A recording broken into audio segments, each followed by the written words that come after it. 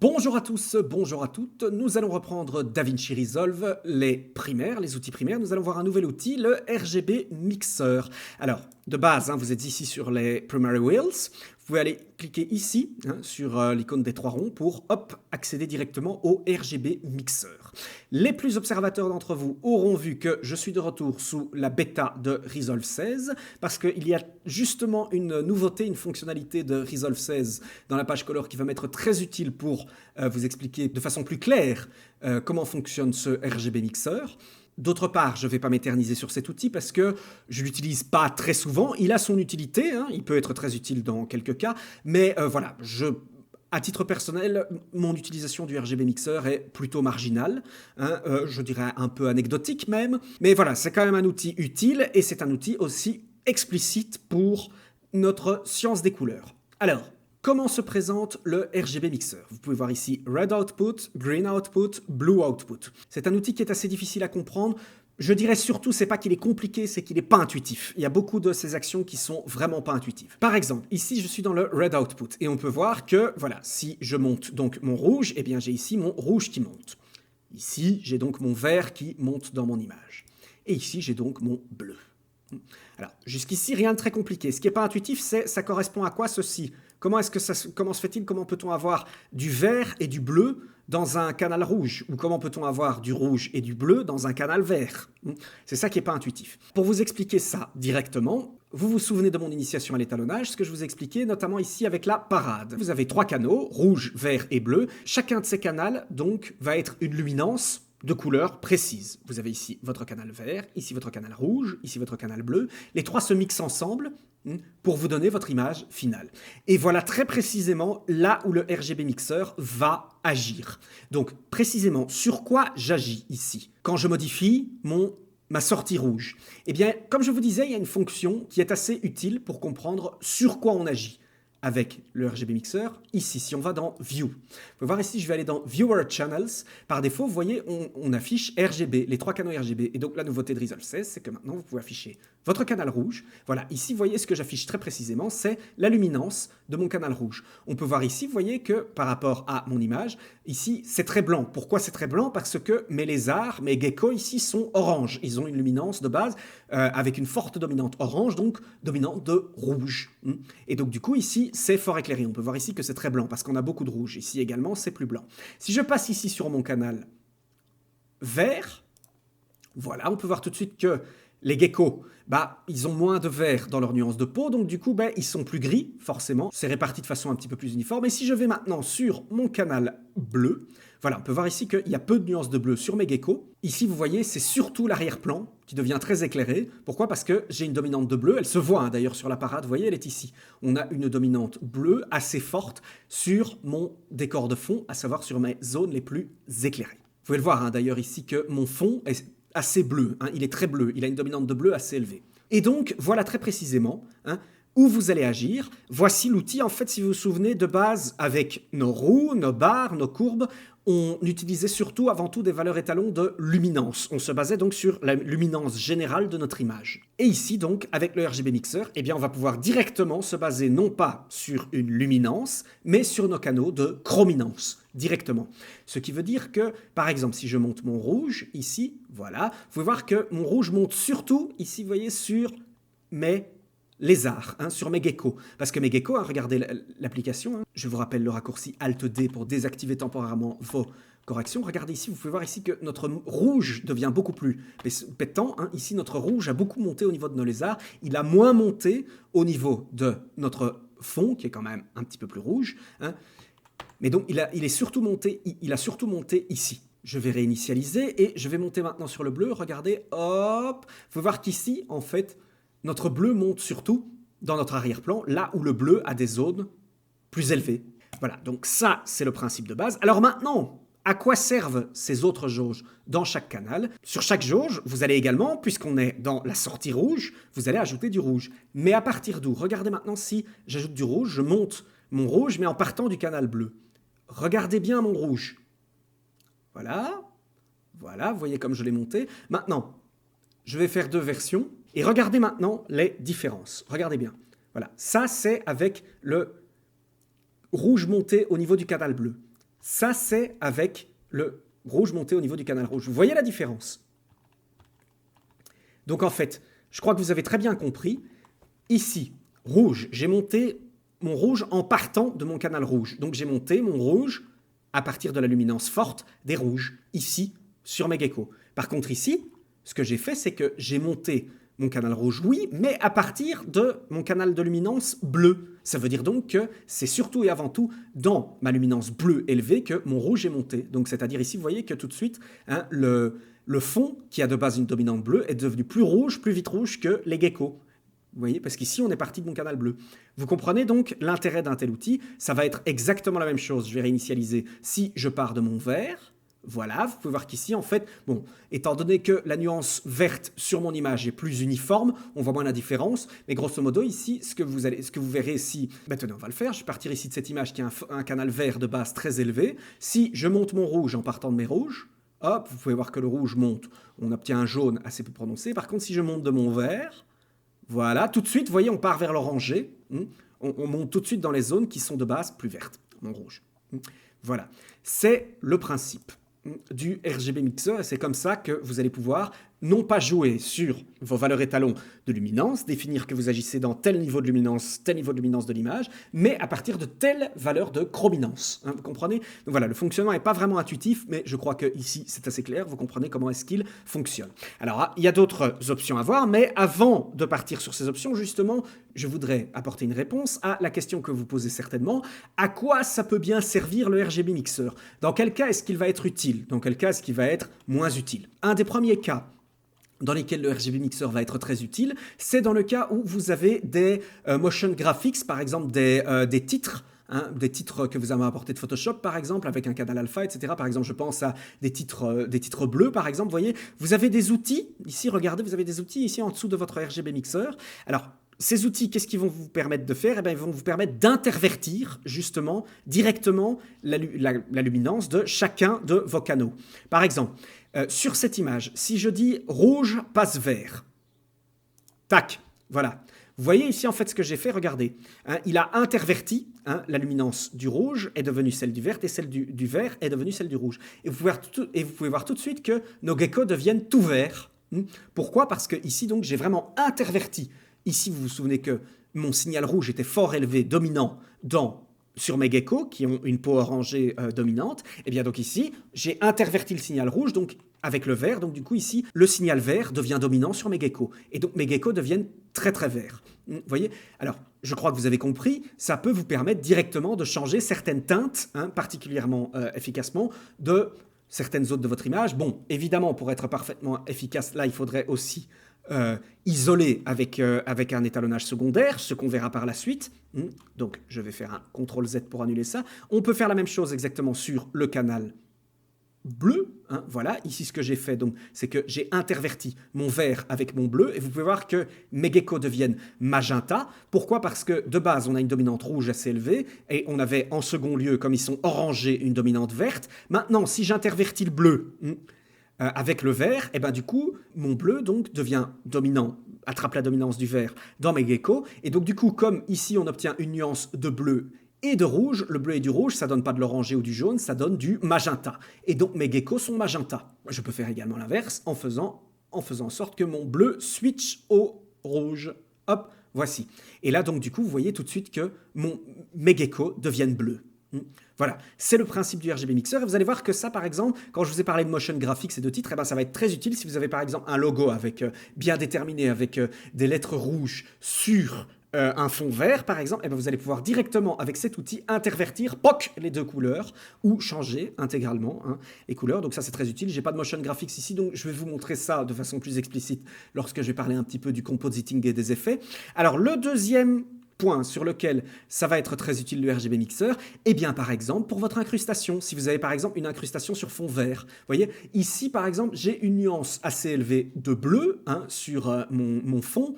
Mon fond ici en fait il est blanc, c'est parce que ma balance des blancs n'est pas bien équilibrée que j'obtiens une dominante de bleu. Mais supposez par exemple que j'ai attrapé mes geckos sur fond vert, eh bien ce que je pourrais faire directement ici c'est Green Output, je monte, hop, mon canal vert, vous voyez? Et donc du coup, comme je monte mon canal vert, je vais purifier, si vous voulez, le fond vert de ces autres couleurs et je vais pouvoir me baser très précisément sur cette couleur, beaucoup plus précisément, il sera nettoyé pour faire mon incrustation. Donc ça, je vous le montrerai également de façon plus pratique lorsque je vais aborder l'incrustation dans Resolve, parce que oui, vous avez la possibilité de faire vos incrustations sur fond vert ici dans la page color, et de façon particulièrement convaincante. Vous allez voir que comme incrustateur, Resolve il fonctionne très bien. Donc ça, c'est une deuxième situation dans laquelle le RGB Mixer va être utile. Alors, maintenant, une troisième situation qui va être l'utilisation la plus pertinente et la plus fréquente du RGB Mixer. Regardez ici en dessous, nous avons une option qui s'appelle monochrome. Et si je clique ici et que je passe en monochrome, vous avez deviné, l'image devient noir et blanc. Alors, vous allez me dire, oui, ben bon, quel intérêt? On peut faire ça simplement en baissant la saturation directement ici dans les barres à 0%, tout simplement. Oui, mais l'intérêt ici, justement, avec le RGB Mixer, regardez, ici donc, notre red output, notre green output, notre blue output, donc sont passés à une seule jauge. Et vous allez pouvoir justement appliquer vos nuances monochromatiques en vous basant de base sur vos canaux de chrominance. Alors, c'est pas intuitif, je sais. Je vous disais que le RGB Mixer n'était pas intuitif. Comment peut-on faire des nuances monochromatiques en se basant sur des canaux de chrominance, sachant que normalement, sur une image noir et blanc, bah, tout est équilibré? Eh bien, vous vous souvenez de ce qu'on a vu ici avec le view. Supposez maintenant que, par exemple, je reprends mon canal rouge, que vous connaissez ici, et que je puisse justement appliquer mes nuances monochromatiques en me basant justement à partir du rouge. Regardez, donc je vais repasser ici sur mon RGB. Regardez maintenant, si je passe ici sur mon red output, voilà, je le monte. Ah, regardez, vous avez vu les nuances que j'obtiens? Regardez les nuances. Les nuances sont très différentes que simplement utiliser des outils de luminance pour gérer nos nuances de noir et blanc. Ici, vous voyez, qu'est-ce que je fais? Je monte mon blanc. Mais je monte mon blanc où? Précisément ici, sur mes geckos, là où mon rouge était le plus élevé. Vous voyez? Si je fais ici la même chose sur le vert, on ne voit pas beaucoup la différence en montant, on verra beaucoup plus la différence si je le descends.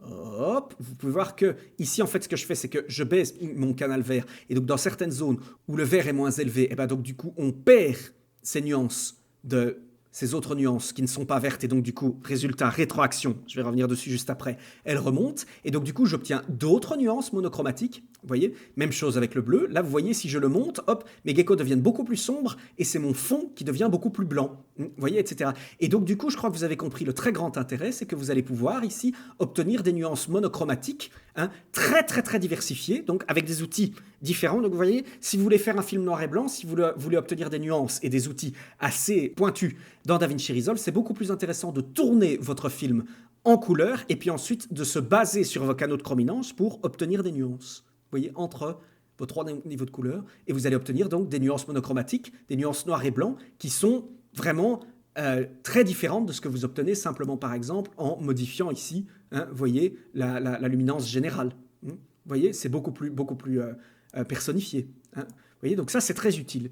Alors, j'attire votre attention sur quelque chose. Regardez ici sur le RGB Mixer, si je décoche monochrome, vous pouvez voir que les valeurs étalons sont cohérentes, c'est-à-dire par exemple pour la sortie rouge, 1 pour le rouge, 0 pour le vert, 0 pour le bleu. Même chose ici pour le vert, donc 1 pour le vert, 0 pour le rouge, 0 pour le bleu. Si je passe maintenant en monochrome, regardez ici mon vert, il est à 0,71.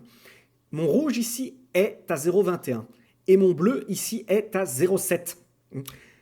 Le vert est plus élevé que mon rouge, qui est plus élevé que mon bleu. Alors, c'est particulier. Je vous préviens, c'est assez pointu, donc restez accrochés, je vais essayer de vous expliquer ça. Pour vous expliquer ça, il faut que je vous parle du YQV, les profils de la différence entre le RGB et le YQV. Vous connaissez le principe du RGB additif. On prend les trois couleurs de base synthèse additive séparément, donc rouge, vert, bleu. On les additionne pour obtenir les couleurs secondaires. On additionne les trois pour faire le blanc. On soustrait les trois pour obtenir du noir. Ça, vous connaissez le principe. Alors, le problème avec ce profil, quand dans les années 50 sont apparues les premières télévisions couleur, les premières télévisions chroma, eh bien, le problème étant qu'il y avait encore énormément de télévisions achrome, de télévisions noir et blanc sur le marché, et le problème étant que quand on envoyait une émission noir et blanc sur une télé couleur, il n'y avait pas de problème, la télé pouvait afficher le noir et blanc, mais par contre, si on envoyait une émission couleur sur une télévision à chrome, là par contre, la luminance était faussée sur les télévisions à chrome. Donc du coup, il a fallu créer en fait ce qu'on appelle la double compatibilité, créer un profil où quand on affiche des couleurs sur une télé sur une télé couleur, eh bien ensuite on peut envoyer également l'émission ou le film sur une télé à chrome et avoir justement une luminance respectée, hein, qui ne se fausse pas. Et donc c'est pour ça qu'on a créé ce qu'on appelle le YUV. Pour créer ce YUV, sur quoi est-ce qu'on s'est basé? On s'est basé justement sur la couleur que l'œil voit le mieux. Et la couleur que l'œil voit le mieux, c'est quoi? C'est le vert. En fait, plus précisément, la couleur que l'œil voit le mieux, c'est le jaune verdâtre, une longueur d'onde de 555 nanomètres. Ce qui fait que notre œil, l'œil humain, perçoit beaucoup plus de nuances de vert que de rouge, que de bleu. Hein. Il est beaucoup plus sensible à la lumière verte. Et donc du coup, ce qu'on a fait, on a créé un signal de luminance avec une dominance de vert sur lesquels après, par la suite, viennent se greffer en supplément les signaux de rouge et de bleu qui sont déduits de ce signal de luminance pour recréer la couleur. Et sur une télé à chrome, on envoie uniquement ce signal. Alors, je simplifie à l'extrême, hein. C'est très simplifié, vulgarisé. Mais dans les faits, si je rentre dans les détails, je vais en avoir pour des heures et je vais certainement vous perdre. Donc en fait, ce Y, hein, c'est le Y qu'on va retrouver par exemple ici, hein, sur les barres, le Y, hein, c'est la valeur Y, est composé de 0,3 R plus 0,59 V plus 0,11 B. Donc c'est-à-dire 0,3 de rouge, 0,59 de vert, 0,11 de bleu. Donc c'est un signal de luminance à dominance verte. Et donc, si on transmet ce signal sur une télé à chrome, on peut obtenir donc uniquement la luminance. Et puis ensuite, il suffit de le combiner à B-Y, R-Y, donc les deux signaux rouge et bleu ajoutés, déduits de ce signal de luminance pour réobtenir la couleur. Donc c'est comme ça qu'on a réalisé la double compatibilité. Aujourd'hui encore, 80% de nos vidéos, hein, quand vous regardez une émission sur votre télévision, quand vous utilisez un caméscope télévision et autres, etc., 80% ça va être du YUV quand vous travaillez en vidéo et pas du RGB. Vous allez peut-être me demander pourquoi, sachant qu'aujourd'hui, dans les pays développés, il n'y a certainement plus de télé achromatique. Donc pourquoi est-ce qu'on n'est pas repassé au RGB tout simplement? Purement et simplement parce que le RGB, c'est 5 MHz le rouge, 5 MHz le vert, 5 MHz le bleu, donc 15 MHz en tout de bande passante, de fréquence, alors que le YUV, c'est 5 MHz pour le Y, 1,25 pour le CR, 1,25 pour le CB, pour un total de 7,5 MHz pour un résultat qui est plus ou moins quasi exactement le même au niveau des couleurs. C'est pour ça que nous n'avons jamais abandonné le YUV en vidéo, parce qu'il est beaucoup plus simple à transporter, il prend moins de bande passante. Et donc du coup, eh bien voilà, c'est pour ça ici que si on se base ici sur du monochromatique, on ne se base pas sur du RGB, on se base bien sur l'équation du Y, à savoir le Y 0,3R, 0,59V, 0,11B. Voilà, et donc c'est pour ça que le vert est prédominant. Et je crois également que, en vous expliquant ça, j'ai répondu à une question que vous vous êtes certainement posé, c'est comment se fait-il avec l'outil Preserve Luminance, hein, c'est l'option ici que vous avez dans le RGB Mixer également, celle qu'on a vue ici qui s'appelle le LumMix avec les barres primaires. Donc si vous vous souvenez, hein, le fait que si maintenant, hein, si j'ai cet outil coché, le Preserve Luminance, si je monte un canal, il n'y a pas que mon canal bleu hein, qui monte, il y a une rétroaction sur les deux autres. Et alors donc, si je monte ici mon vert, on peut voir ici que les deux autres, il y a une rétroaction beaucoup plus forte que si je modifie mon rouge ou que si je modifie mon bleu. Voilà, c'est pour cette raison également. Vous vous souvenez, je vous ai expliqué à quoi sert le Preserve Luminance. Ici, avec le RGB Mixer, c'est exactement la même raison. Si je décoche en fait le Preserve Luminance, je vais pouvoir agir sur mes canaux indépendamment. Mais résultat, dès lors, ma luminance est faussée. C'est-à-dire que, vous voyez, ici, ma luminance a baissé, etc. Alors que si je fais ici Preserve Luminance, mes deux canaux vont se modifier, ils vont remonter pour préserver ma luminance générale. Et donc, voilà pourquoi, quand je modifie mon vert, il y a une rétroaction beaucoup plus forte sur les deux autres, parce qu'on se base sur le Y. Je vous rappelle que dans le Y, le vert est largement dominant, hein, il est dominant par rapport au rouge, par rapport au bleu, et donc c'est pour ça que ça bouge beaucoup plus vite, la rétroaction est beaucoup plus forte, ici en Preserve Luminance, si je modifie mon vert, parce que vous avez, dans votre luminance, une dominance de verte beaucoup plus élevée qu'une dominante de rouge, qu'une dominante de bleu. Voilà, désolé pour le blablatage, mes excuses, hein, je sais que c'est pas toujours agréable de recevoir autant d'informations blablatées, et en plus, comme je sais que j'ai un débit de parole qui est très élevé, j'espère que vous avez bien compris, mais je crois que c'est nécessaire pour que vous posiez moins de questions et que ce soit un peu moins mystérieux pour vous. Bref, mais si c'est pas clair, n'hésitez pas à me laisser des commentaires. Voilà, donc ça, c'était la théorie et comment fonctionne le RGB Mixer. Alors, un quatrième cas de figure assez chouette dans lequel on peut utiliser le RGB Mixer, c'est justement pour faire des nuances de contraste dans votre étalonnage. Et justement, j'en profite parce que si vous vous souvenez de mon tuto sur la construction nodale, je ne vous avais pas montré d'exemple d'utilisation du Layer Mixer. Si vous vous souvenez, le Layer Mixer, c'est, je vais faire ici Alt-L, c'est cette image-ci, celle qui est connectée en dessous, qui va primer sur celle du dessus. Alors, justement, je vais vous montrer une utilisation du Layer Mixer et du RGB Mixer qui peut être très intéressante, en utilisant justement les valeurs monochromatiques. Ici, donc, je vais passer mon image en monochrome. Donc, vous vous souvenez comment fonctionne le layer. Ici, si je passe celle-ci, cette node-là, en monochrome, on ne le voit pas, parce que c'est cette image-ci qui prime sur celle du dessus. Vous voyez, donc du coup, j'applique ici mon noir et blanc sur l'image qui est en dessous. Donc, comme celle-ci prime, on ne la voit pas. Mon image du dessus, ici, je vais la passer en monochromatique, justement. Et avec mon Layer Mixer, je vais utiliser ce qu'on appelle les modes de fusion. Alors, si vous vous souvenez, dans un de mes tutos sur la page Edit, je vous avais expliqué, justement, au niveau du compositing, comment jouer sur les modes de compositing pour faire vos effets de couleur. C'est quelque chose, par exemple, qu'applique beaucoup le youtubeur Rémi Devez dans Final Cut Pro 10 pour ses styles chromatiques dans ses vidéos. Et bien ici, on va pouvoir faire plus ou moins la même chose. Donc, vous voyez, j'ai appliqué ici un RGB Mixer sur la vidéo du dessus et je vais changer le mode de compositing ici de mon Layer Mixer en faisant un clic droit et en faisant Composite Mode. Par exemple, vous voyez, vous pouvez parcourir directement pour voir les effets que ça donne. Et donc, par exemple, un truc que moi j'aime bien, c'est le overlay. Voilà. Et vous pouvez voir ici, regardez, voilà, ça c'est notre image avant, ça c'est notre image après. Vous voyez, ça vous donne des valeurs de contraste. Ça, c'est un effet assez pellicule 35, vous voyez, que vous obtenez ici, que je trouve assez chouette. Alors, pour écaille montante, ici, il ne colle pas du tout. C'est pas du tout le style que je veux pour écaille montante. Mais dans certaines fictions, ça peut être assez chouette. Ça peut vous donner des nuances de contraste, plutôt pas mal. Alors, justement, et alors l'intérêt, c'est que avec le RGB Mixer en monochromatique ici, vous allez pouvoir nuancer ces nuances de contraste de façon assez chouette. Regardez. Par exemple, vous voyez, ici, je modifie mon contraste. Uniquement le contraste, je ne suis pas en train d'agir au niveau chromatique, mais seulement à partir de mon canal vert ici. Je peux faire la même chose à partir de mon canal bleu. Et donc, vous pouvez voir que, hop, j'obtiens ici des nuances de contraste encore différentes. Ou ici, voilà, encore différentes. Là, vous voyez, j'agis beaucoup sur mes geckos. Là, ici, je leur donne quelque chose de plus sombre, de plus dark. Ici, je leur donne quelque chose de plus clair, vous voyez, de plus coloré, de moins coloré. Et voilà, vous voyez, et donc du coup, voilà, on peut agir comme ça, on peut donner des nuances de contraste très très chouettes à vos vidéos. Encore une fois, j'insiste ici sur écaille montante, ça ne fonctionne pas du tout par rapport au style que je veux donner. Mais vous voyez, ça c'est une image qui peut être assez chouette, qui peut donner un style cinéma, style pellicule assez sympathique. Et voilà, donc une utilisation du Layer Mixer et du RGB Mixer. Je vous invite vous-même à utiliser le Layer Mixer. Vous regardez ici un clic droit Composite Mode et vous parcourez un peu pour voir un peu les différents effets que vous pouvez obtenir. Avec le Vivid Light par exemple, on peut faire un Divide. Vous voyez, voilà, il y en a certains qui ne fonctionnent pas du tout, mais il y en a certains qui peuvent obtenir. Regardez ici, voilà, vous obtenez de nouveau une nuance monochromatique qui est assez bleutée, qui peut être assez chouette. Donc je vous invite encore une fois à tester vous-même les différents modes de compositing que vous pouvez obtenir. Vous voyez, donc vous pouvez obtenir certaines différences.